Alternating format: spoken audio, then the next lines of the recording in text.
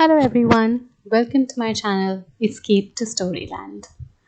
Today I'm going to read a story called The Haunted and the Haunters by Edward Bulwer Lytton. Before I start my story, do subscribe to my channel, do hit the like button and do hit the bell icon for further notification. So here I start.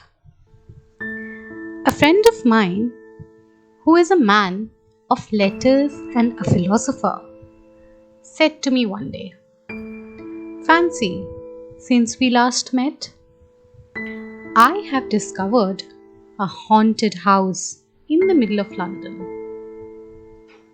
Really? Haunted? And by what? Ghosts? Well, I can't answer that question. All I know is this.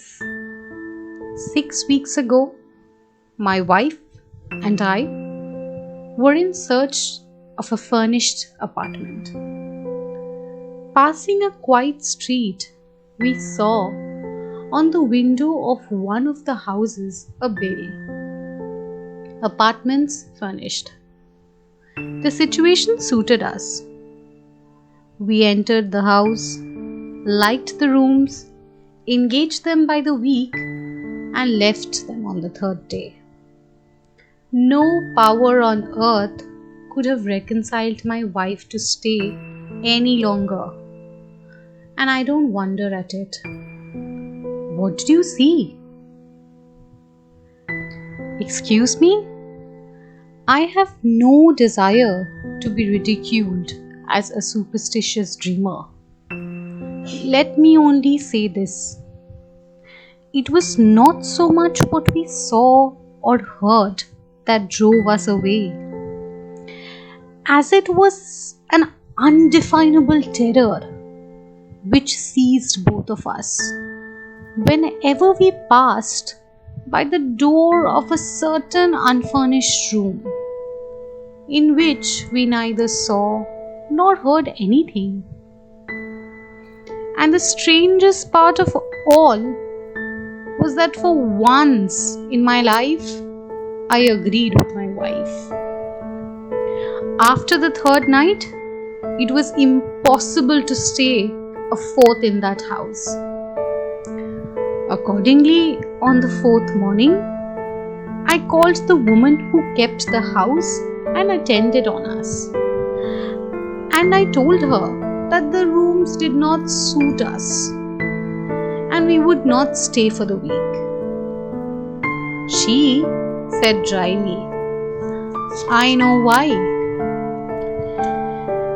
You have stayed longer than any other lodger. Few ever stayed a second night. None before you a third. But I take it they have been very kind to you." "They? Who?" "Why, they who haunt the house, whoever they are. I don't mind them. I remember them many years ago when I lived in this house, not as a servant. But I know they will be the death of me someday. I don't care. I'm old and must die soon anyhow. And then I shall be with them in this house." The woman spoke so drearily with such calmness that it prevented me to have any further conversation with her. I paid for my week and I was happy that I got off cheaply. You excite my curiosity. Nothing I should like better than to sleep in a haunted house. Please give me the address of the haunted house. My friend gave me the address and I walked straight towards the house. That was situated on the north side of Oxford Street. I found the house, but it was locked up. There was no bell at the window and no response to my knock. As I was turning away, a beer boy collecting pewter pots at the neighboring area said to me, "Do you want anyone at that house, sir?" "Yes, I heard it was to be let." "Let? Why, the woman who kept it is dead." "Has been dead these 3 weeks, and no one can be found to stay there, though Mr. James offered ever much so. He offered mother, who works for him, £1 a week just to open and shut the windows. But she would not." "Would not? And why?" "The house is haunted, and the woman who kept it was found dead in her bed with her eyes wide open. They said the devil strangled her." "Pooh! You speak of Mr. James. Is he the owner of the house?" "Yes." "What is he? In any business?" "No, sir. Nothing particular. A single gentleman." I gave the potboy some money which he earned by his information, and proceeded to meet Mr. James, who lived close by the street, close to the haunted house, according to the potboy. I was lucky enough to find Mr. James at home. He was an elderly man with intelligent appearance and manner. I introduced myself and my business frankly. I told him that I heard the house was considered to be haunted, and I had a strong desire to examine a house with such a reputation. I told him that I would be greatly obliged if he would allow me to hire it only for one night. I was willing to pay for that privilege. "Sir," said Mr. James, "the house is at your service for as short or as long a time you please to stay. Rent is out of question. The obligation will be on my side should you be able to discover the cause of the strange phenomena. I cannot rent it, for I cannot even get a servant to keep in it in order to answer the door. Unluckily, the house is haunted, not only by night, but by day. Though at night the disturbance are more of an unpleasant situation and of more alarming characters. The poor old woman who died in it 3 weeks ago was a beggar whom I took out of the workhouse. For in her childhood, she had been known to some of my family, and once she rented that house of my uncle. She was a woman of superior education and strong mind, and was the only person I could ever convince to remain in the house. Indeed, since her death, which was sudden, I have failed at finding any person to take charge of the house. Not even a tenant that I would willingly let it rent free for a year to anyone who would pay its rates and taxes. How long is it since the house acquired this sinister character? That I cannot exactly tell you, but many years ago since. The old woman I spoke of said it was haunted when she rented it some 30 or 40 years ago.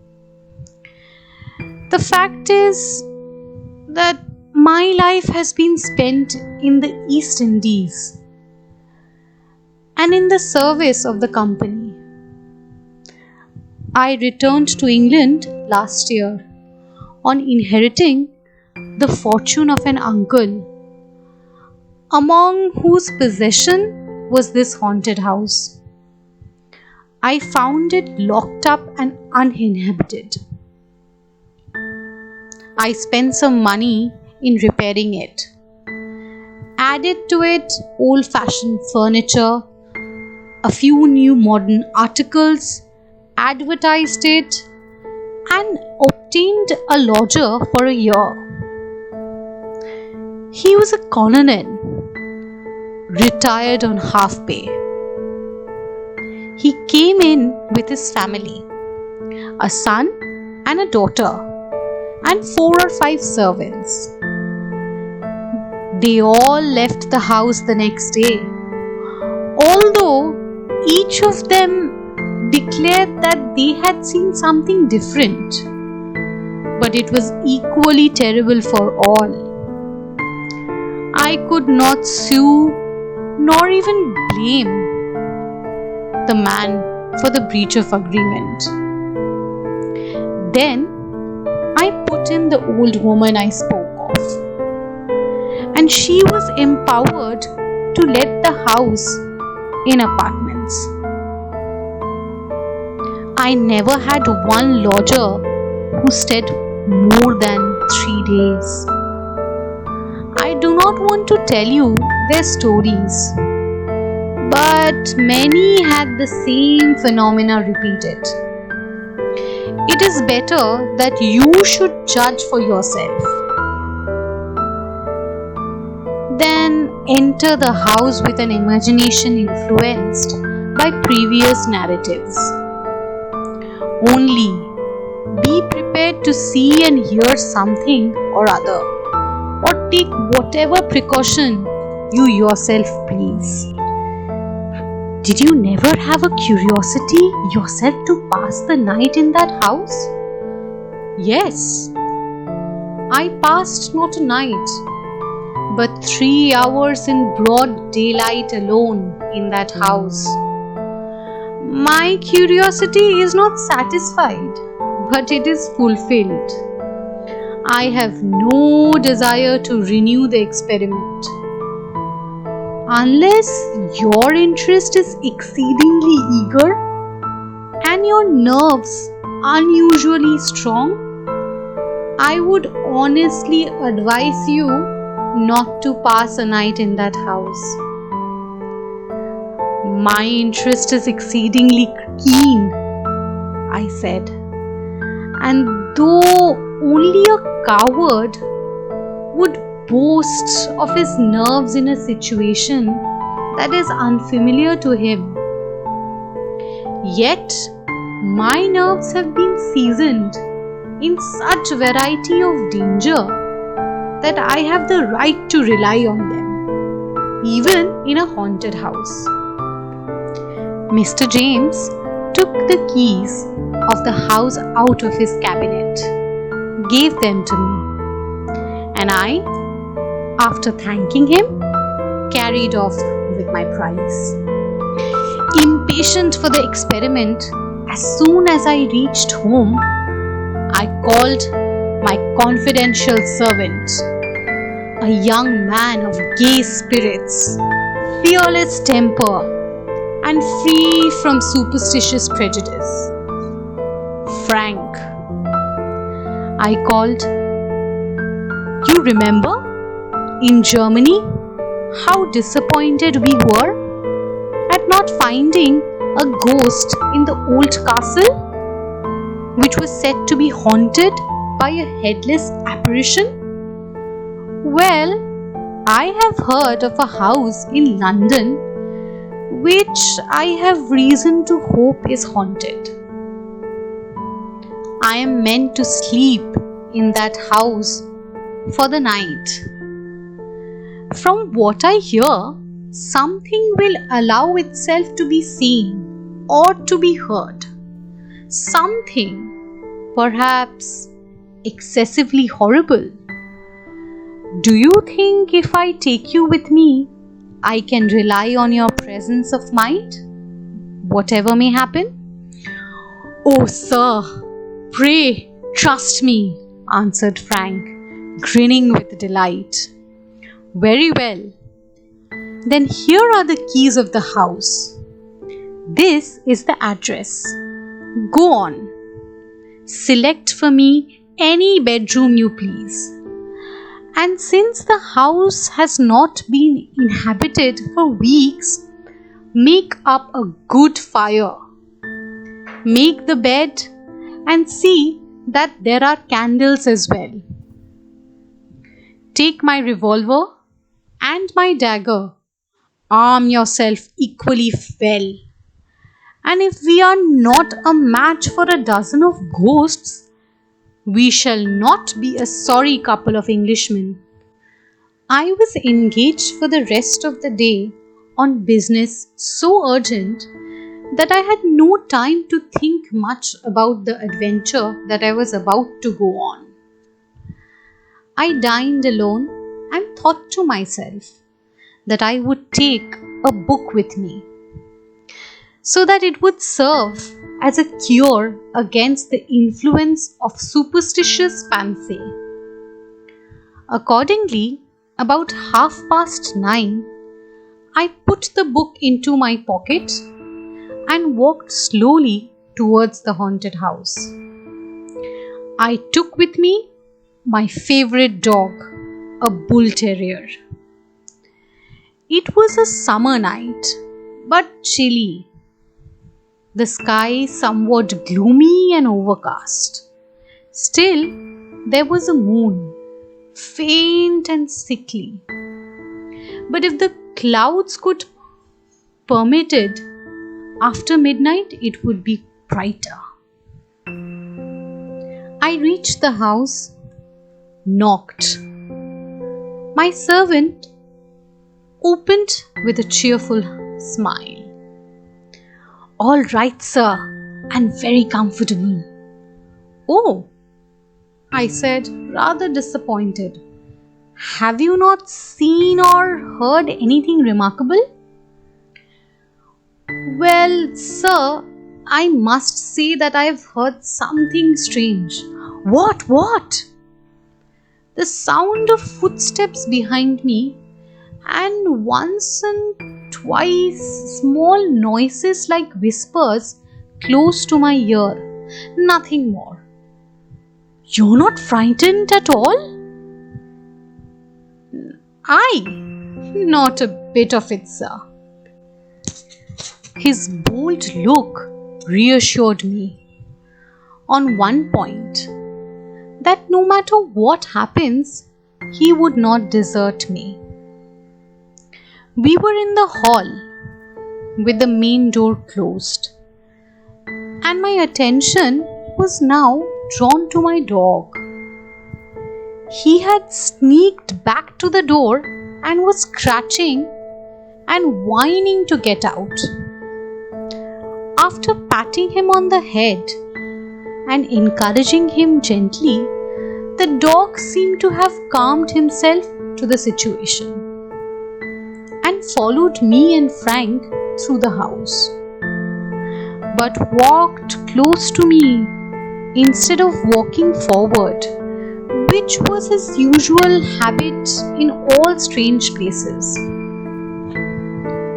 We first visited the kitchen and other offices, and especially the cellar, in which there were 2 or 3 bottles of wine still left in a bin, covered with cobwebs, and undisturbed for many years. For the rest, we discovered nothing of interest. There was a gloomy little backyard with very high walls. Suddenly, the first strange phenomena was witnessed by me in the haunted house. I saw just before me, the print of a foot suddenly formed itself. I stopped, caught hold of Frank, and pointed at it. In advance of that footprint, as suddenly, another footprint was formed. We both saw it. The footprint kept moving in front of me. It was a small footprint, the foot of a child. The impression was too faint, but it seemed to us that the print was of a bare foot. This phenomena slowly stopped when we arrived at the opposite wall, nor did it repeat itself on returning. We climbed the stairs and entered the rooms on the ground floor. A dining parlor, a small room, and a still smaller third room. We then visited the drawing rooms, which seemed fresh and new. In the front room, I sat on an armchair.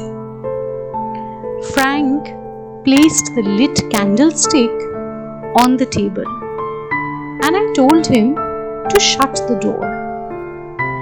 As he turned to do so, a chair opposite to me moved from the wall quickly and noiselessly and dropped on the floor in front of my chair.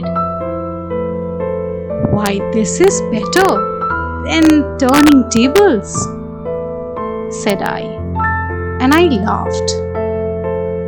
My dog put his head back and howled. Frank came back and had not seen the movement of the chair. He sat down and started petting the dog.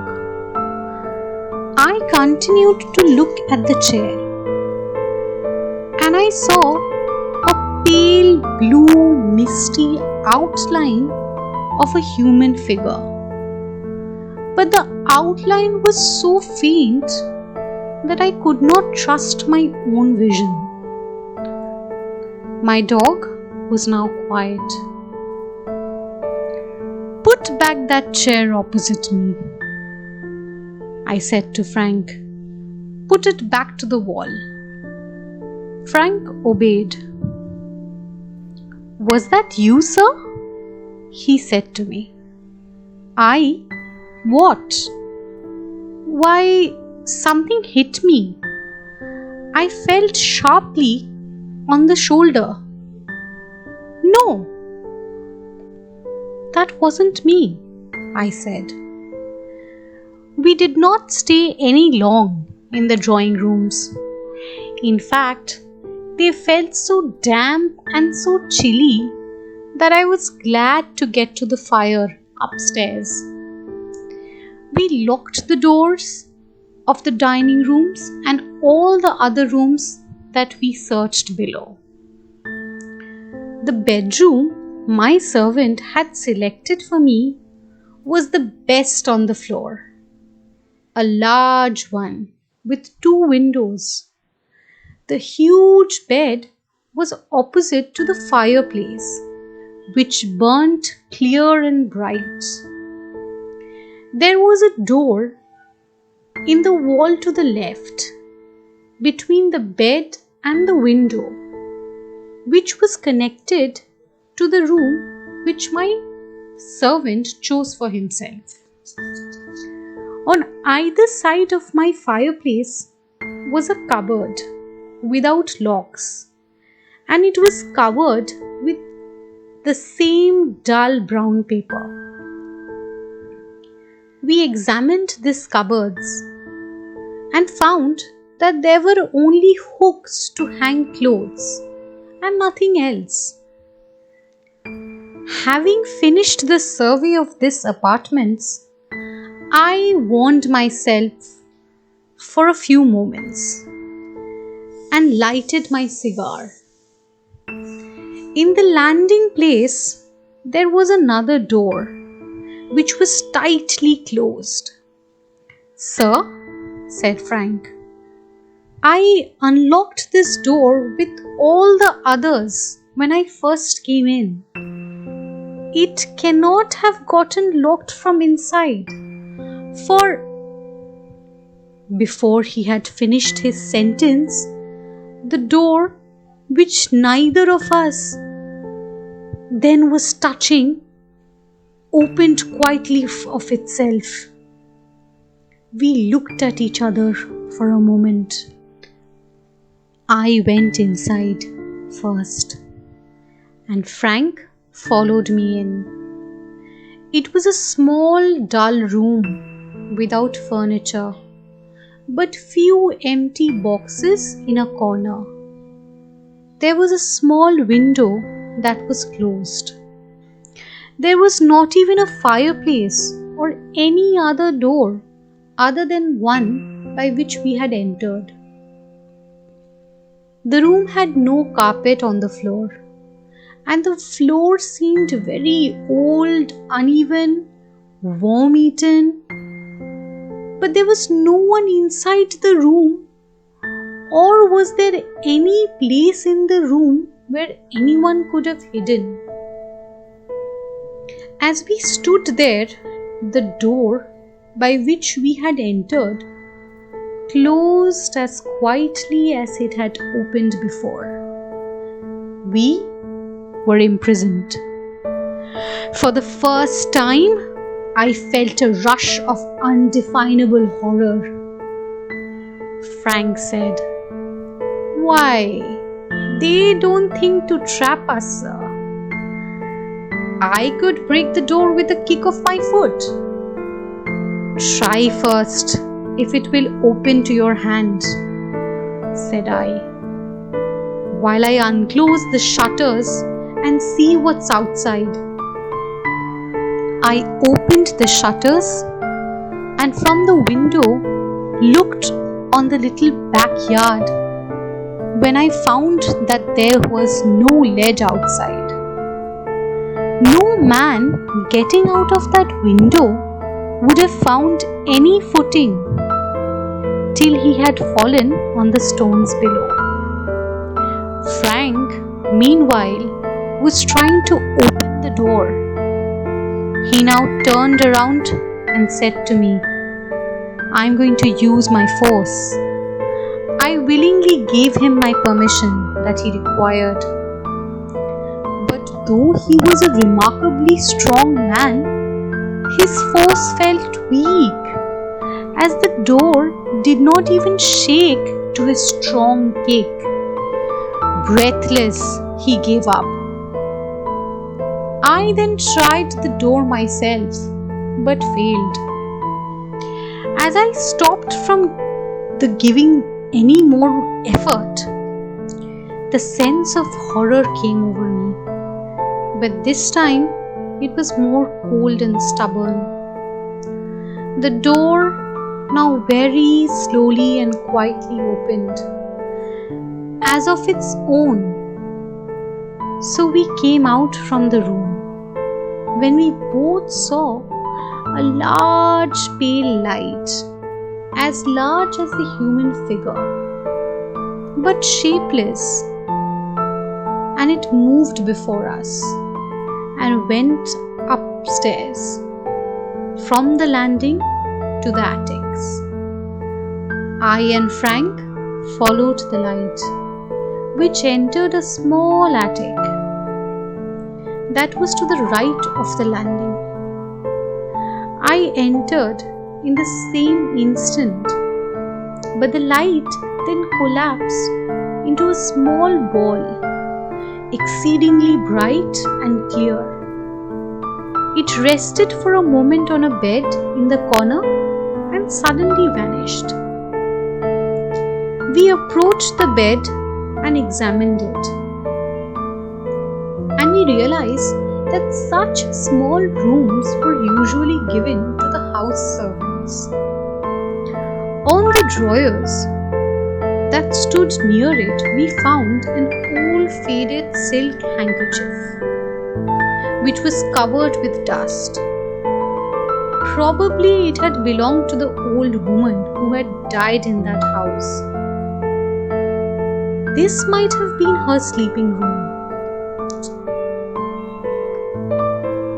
I had the curiosity to open the drawers and found that there were 2 letters tied around with a narrow ribbon of faded yellow in color.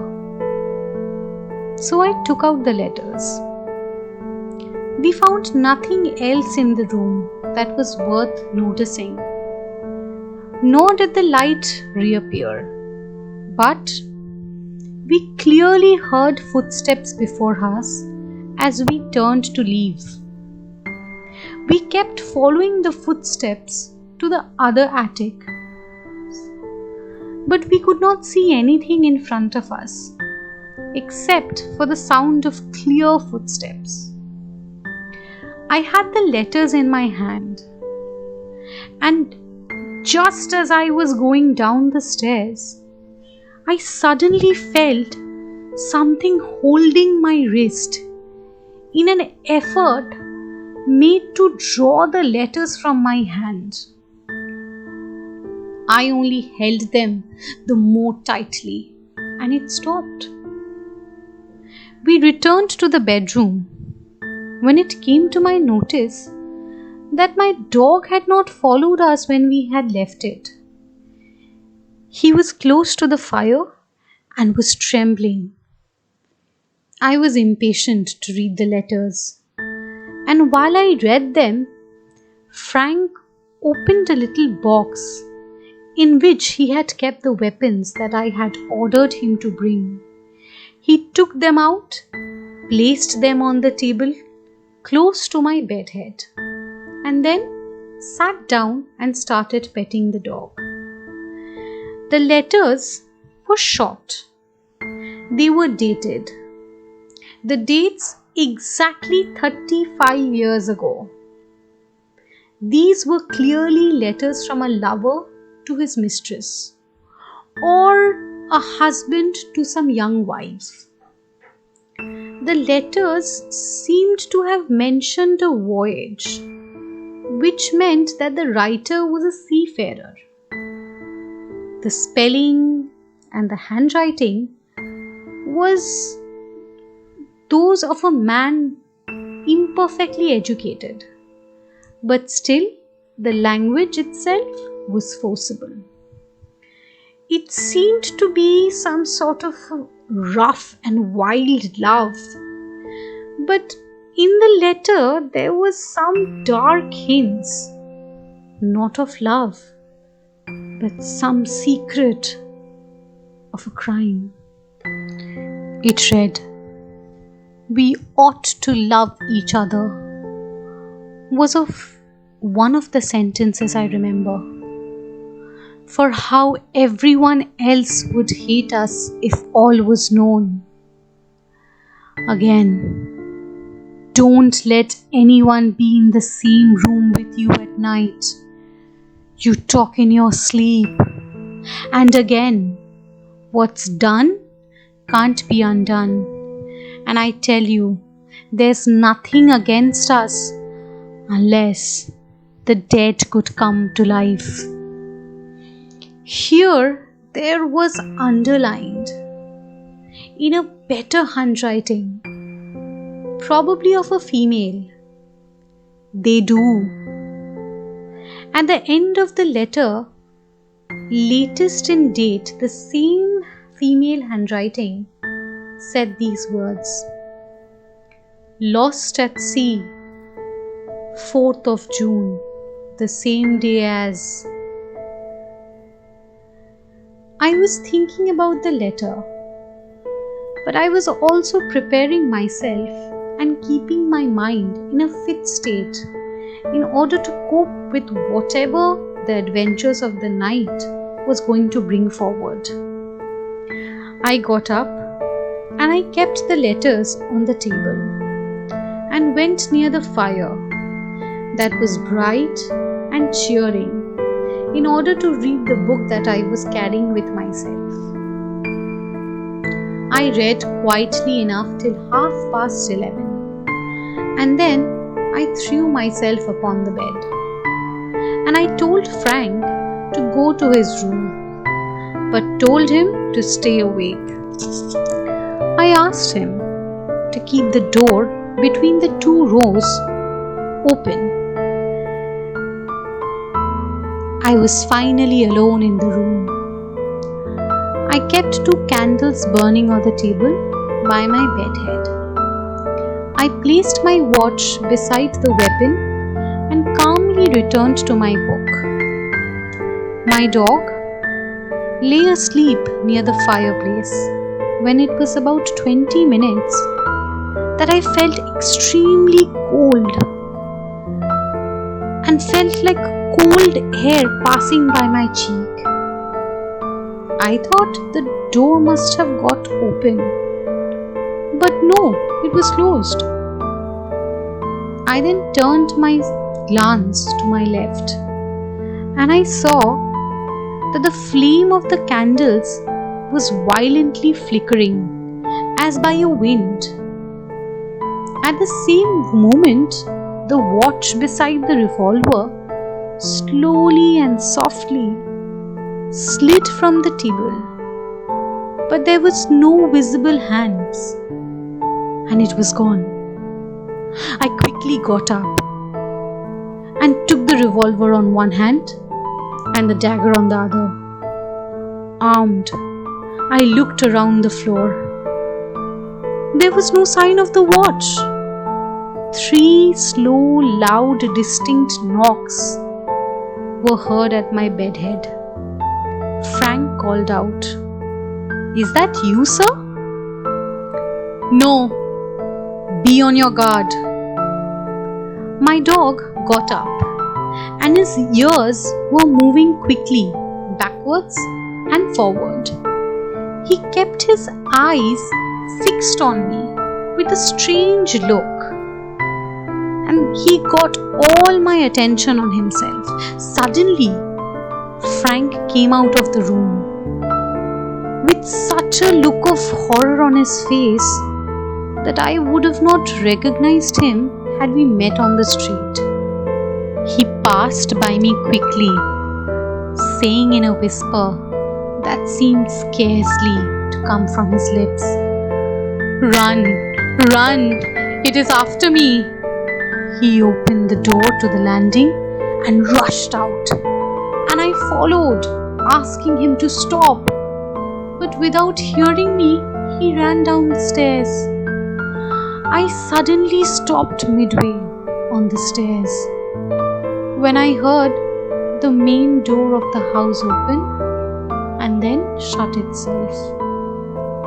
Frank was gone, and I was left alone in the haunted house.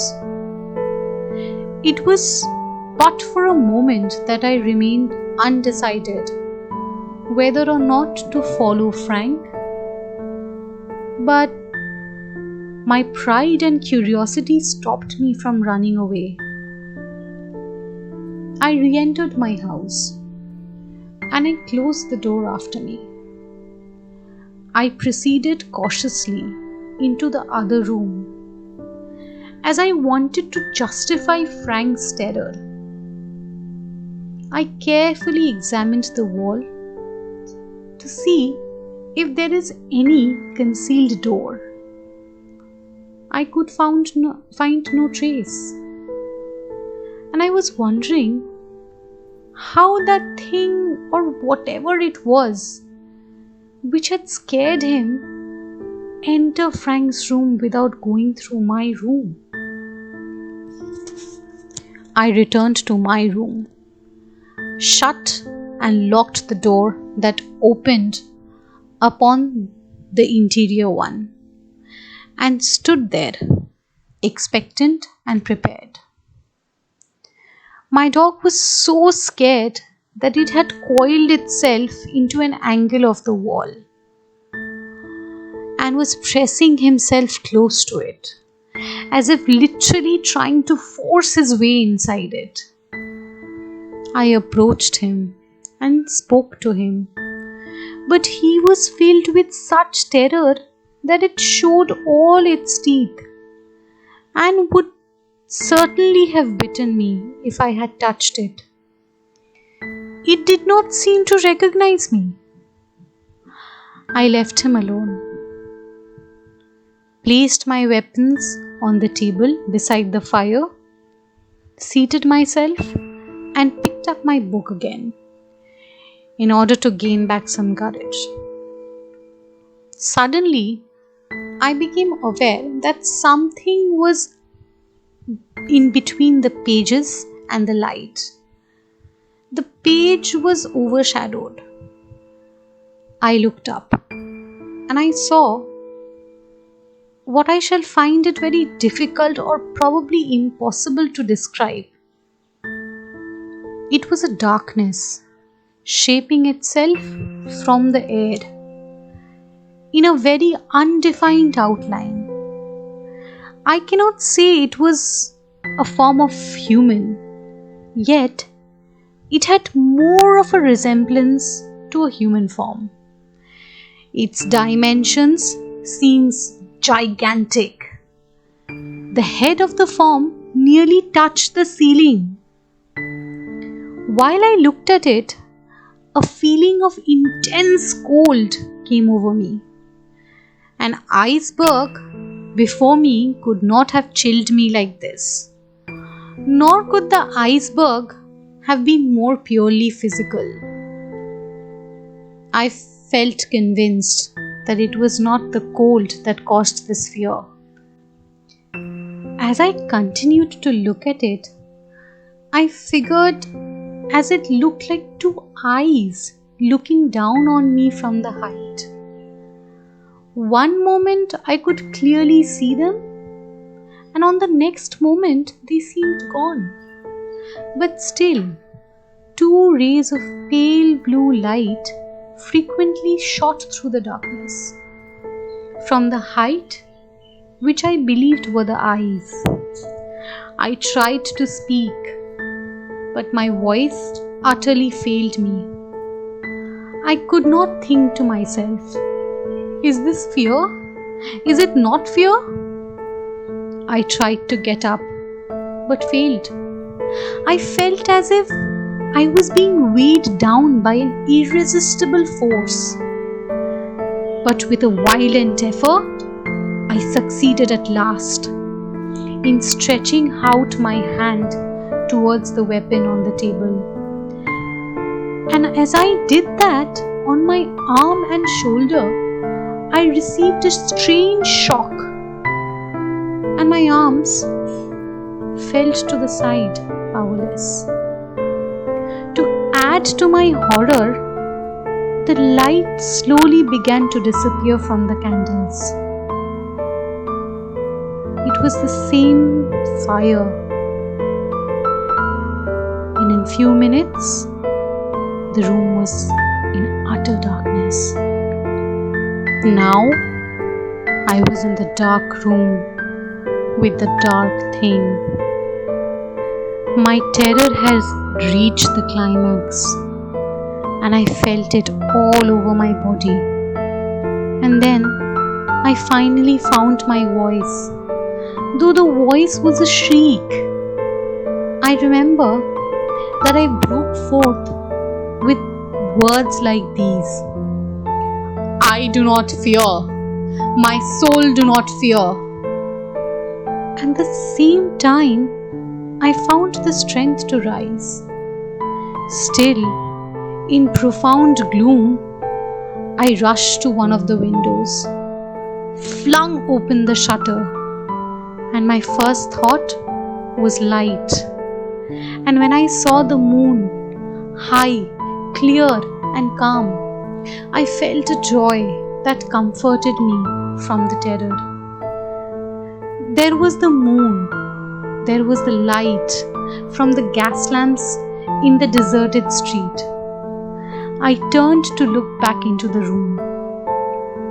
The dark thing, whatever it was gone, except I could see a dim shadow, which seemed that the shadow of the shade against the opposite wall. My eyes now rested on the table, an old mahogany round table, and from under the table there rose a hand till the wrist. It was a hand just like my own, but the hand was of an aged person, lean, wrinkled, small, a woman's hand. That hand touched the two letters that lay on the table, and in a second, the hand and the letters both vanished. There then came the same three loud noise that I heard on the bedhead before all this extraordinary drama had started. As those sounds slowly came to a stop, I felt the whole room vibrate, and all of a sudden, from the far end of the floor, bubbles of light in different colors rose and scattered all around the room. A chair moved forward from the wall without any force and placed itself on the opposite side of the table.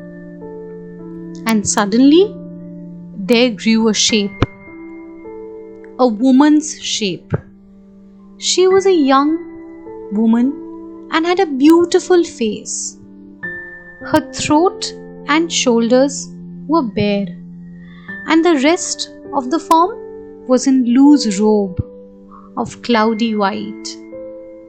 It began to smoothen its yellow hair, which fell over its shoulder. Her eyes were not turned towards me, but to the door.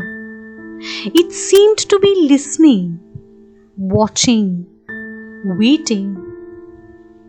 I turned my attention to the door, and to my horror, there grew another shape that entered through the door. And this time, it was in shape of a young man, dressed in clothes of the last century. I took my time to understand the situation for a moment, and I thought that I was going to faint, and probably this was the time for me to die. The closet door to the right of the fireplace now opened, and from there came the form of an aged woman. In her hand she held letters, the very letters over which I had seen disappear moments ago. And behind her I heard a footstep. She turned around as if to listen. Then she opened the letters and seemed to read. And over her shoulder, I saw an angry face. The face as of a man who had drowned and was now bloated, bleached, seaweed tangled in its dripping hair.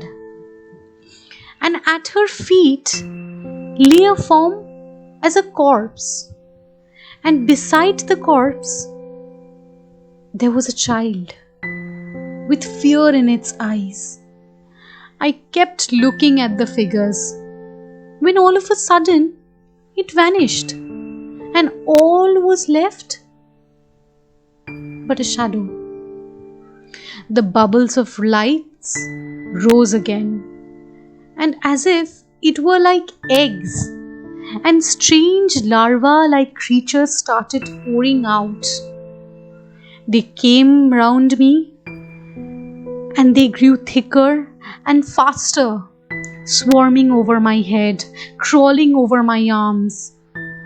Sometimes I felt myself touched, not by them, but by invisible hands that touched me. Once I felt the clutch of a cold, soft finger at my throat. The room vibrated again, and I heard the 3 measured knocks. And again, all the things were swallowed up in darkness. As if out of that darkness all had come, and into that darkness all returned. The shadow was now gone, and the flames of the candle grew again.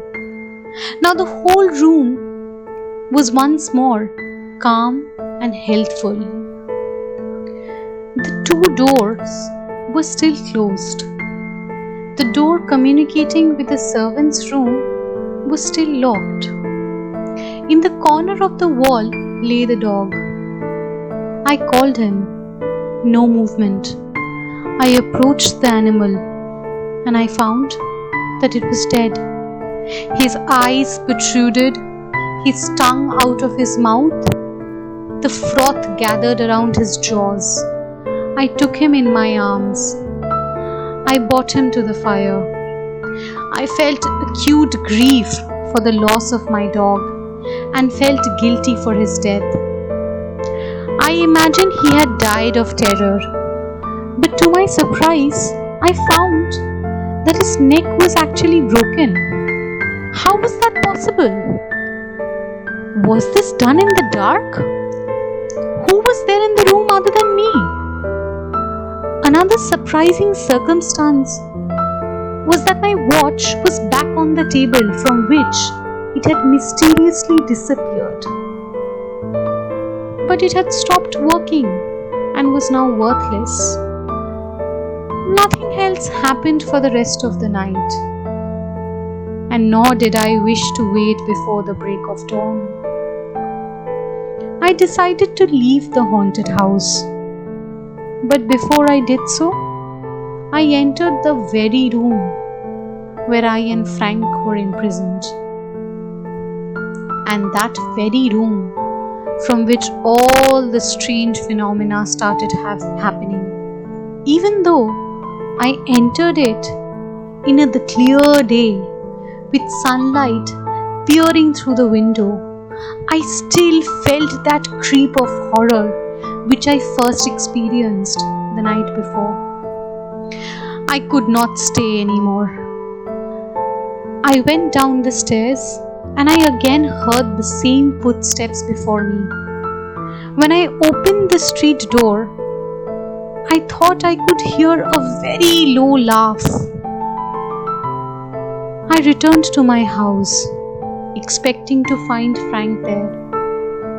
But he was not there, and I did not hear from him for 3 days, but received a letter from him from Liverpool.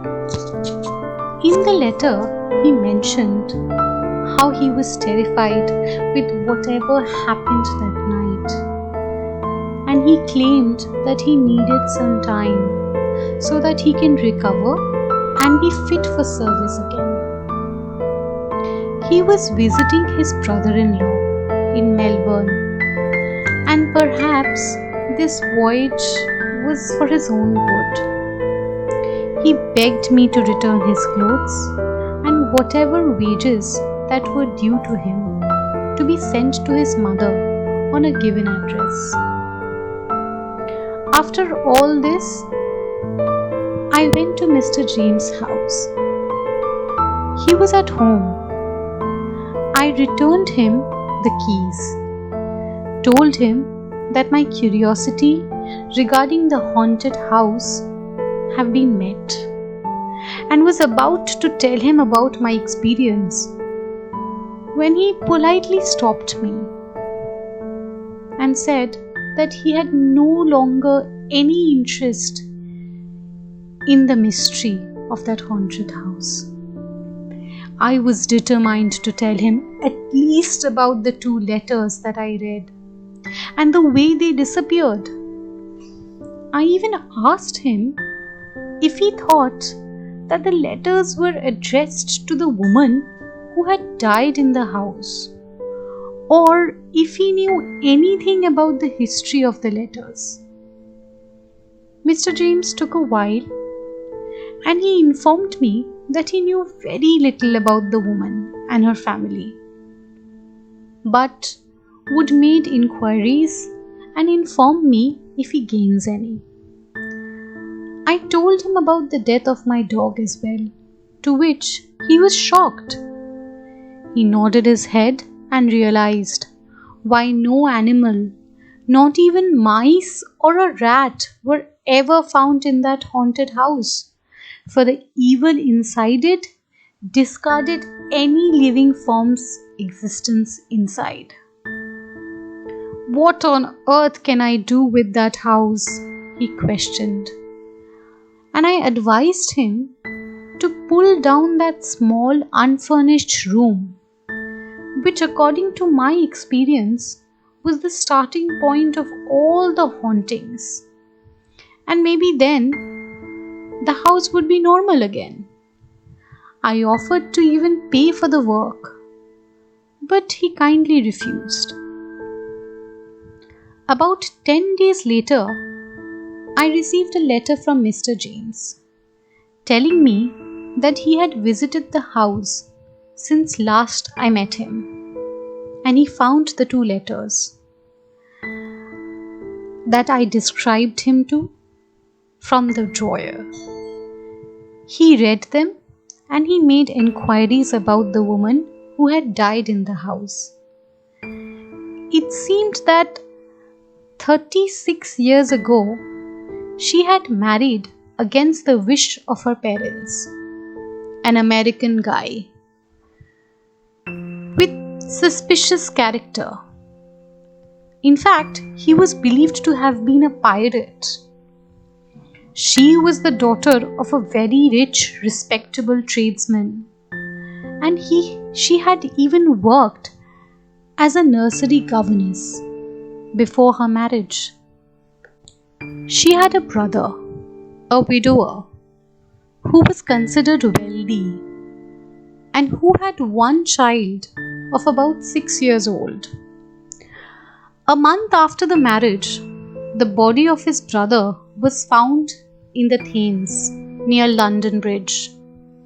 He had died by being strangled by the throat, but it was told that he was dead due to drowning. The American and his wife took care of the little boy. The brother had left his will to his sister, the guardian of his only child, and if something happened to the child, then the sister would inherit everything. The child died about 6 months after the death of the brother, and it was supposed to have been neglected and ill-treated. The neighbors have heard the child scream at night. The surgeon who had examined it after the death said that the child died due to lack of nourishment, and the body was covered with many bruises. It seemed that one winter night the child had tried to escape from the backyard by trying to climb the wall, but had fallen back exhausted and was found in the morning on the stone in the dying state. But though there was some evidence of cruelty, it was not a murder. Be that it may, at the orphan's death, the aunt inherited her brother's fortune. Before the first year of their marriage, the American left England abruptly and never returned to it. He bought a ship which was lost in the Atlantic 2 years afterwards. The widow was left alone with the inheritance, but her investments failed. She went into a small business and became lost. She lost all her money, and then she entered into service, from housekeeper down to maid of all work. Mr. James had taken her to be placed in charge of that very house which she had rented as a mistress in the first year of her wedded life. Mr. James added that he had passed an hour alone in the unfurnished room, which I had advised him to destroy. But he did feel that same sense of horror, even though he had neither seen or heard anything. He decided to pull down the room and asked me to visit him that day. I went to the haunted house and went inside a room where we found a trap door that was nailed shut. On removing it, we found another room inside it that was hidden away from sight. The room had windows that were covered by bricks. There was a chest of drawers against the wall, in which we found old-fashioned clothes of a man worn 80 or 100 years ago by a gentleman of some rank. Costly steel buckles and buttons, a coat sword, and in a waistcoat we found 5 guineas, a few silver coins, an ivory ticket, probably for some place of entertainment long since passed away. But our main discovery was in kind of an iron safe fixed to the wall. In the safe there were 3 shelves and 2 small drawers. On the shelves there were several small bottles of crystals that contained colorless liquid, maybe phosphor and ammonia. There was also some glass tubes and a small pointed rod of iron with a large lump of rock crystal and another of amber and a lodestone. In one of the drawers, we found a miniature portrait set in gold.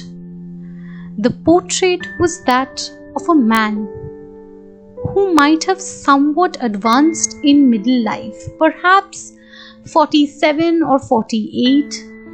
He had a remarkable face.